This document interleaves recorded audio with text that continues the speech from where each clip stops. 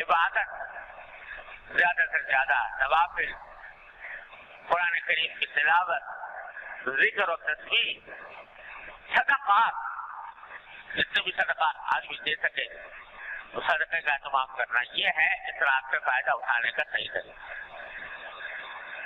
اس کے دن کے بعد اگلے دن روزہ، اس کے بارے میں بھی عرض کر دوں کہ یہ روزہ بھی کسی صحیح روایت سے ثابت نہیں۔ شب برات جو ہے وہ تو میں نے عرض کیا اس کی فضیلت بہت سے حدیث سے ثابت ہے، لیکن اگلے دن کا روزہ اس کے لیے صرف ایک حدیث ہے اور وہ بھی بہت ہی ضعیف ہے، بعض موضوع تک کا ہے۔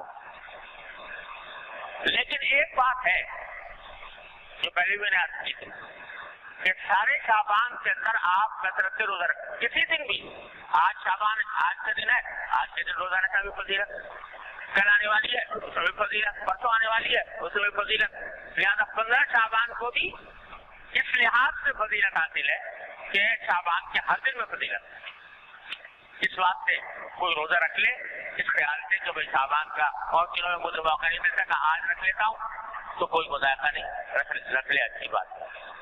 لیکن 15ویں شعبان کے روزے کو خاص طور پر علاوہ اور دنوں کے زیادہ فضیلت سمجھ کر رکھنا مناسب ہے۔ البتہ شعبان کے ہر دن میں فضیلت ہے، اس دن میں بھی فضیلت ہے، اس دن میں بھی روزہ رکھ لے، کوئی عرض نہیں۔ یہ تو حقیقت ہے شب برات سے متعلق، 15 شعبان سے متعلق۔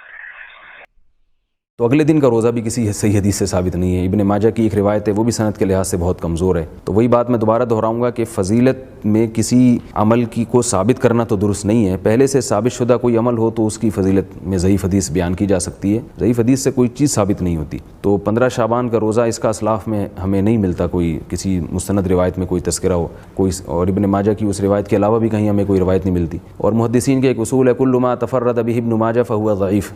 خود ابن ماجہ حدیث کی ایسی کتاب ہے کہ بعض محدثین کی یہ تصریح ہے کہ صرف ابن ماجہ میں اگر روایت ہو اور کہیں نہ ہو، غالب امکان ہے کہ وہ روایت کمزور ہوگی۔